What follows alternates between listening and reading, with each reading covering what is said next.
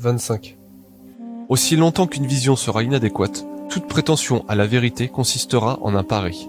Le sujet ayant nécessairement une vision inadéquate, il ne sait ni ce qui est vrai, ni comment savoir ce qui est vrai. C'est pourquoi il demeure entièrement perdu dans la multitude d'idées que lui suggère une existence ambiguë.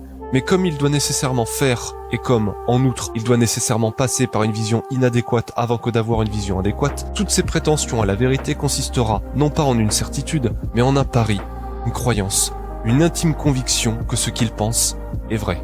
Avec le temps, l'on juge très sévèrement ceux qui se sont trompés. C'est oublier trop vite dans quel dénouement existentiel se trouve le sujet qui, entièrement perdu dans un monde ambigu qui n'atteste ni ne réfute véritablement aucune idée, doit porter la charge de la preuve par ses seules forces. C'est à lui et à lui seul de deviner ce qui est le vrai de ce qui est le faux avec les outils grossiers et archaïques dont il dispose.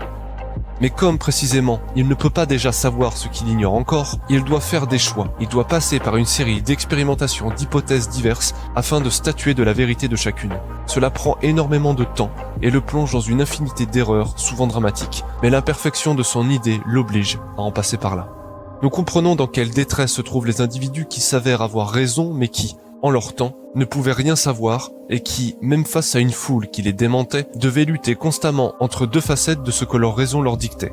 D'un côté, le besoin de réviser son idée face à l'inadéquation de celle-ci d'avec l'expérience, ainsi qu'avec les avis contraires des autres, et d'un autre côté, sa conviction profonde d'avoir raison. Au fond, ils ont passé l'entièreté de leur vie sans jamais être certains de ce qu'ils ont défendu toute leur vie. Il en est de même pour tout sujet. Un sujet ne sera jamais véritablement certain de ce qu'il peut dire jusqu'au moment où la vérité se découvrira tout entière. Et si un autre devait le contredire, ils pourraient tous deux défendre rationnellement leur position, tenter de convaincre l'autre. Mais si tous leurs discours ne suffisent pas à persuader l'autre, chacun s'en tiendra à leur propre croyance et dans ce pari qu'ils font, dans ce qu'ils croient.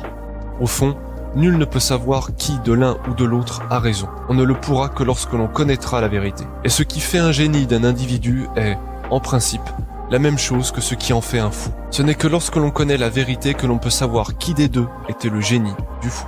On aurait donc tort de croire que ce pari est entièrement irrationnel.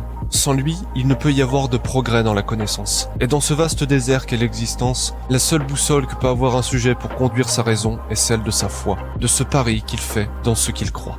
En un mot, et en conclusion de tout ceci, l'idée inadéquate implique la nécessité de la foi pour conduire la raison jusqu'à la vérité.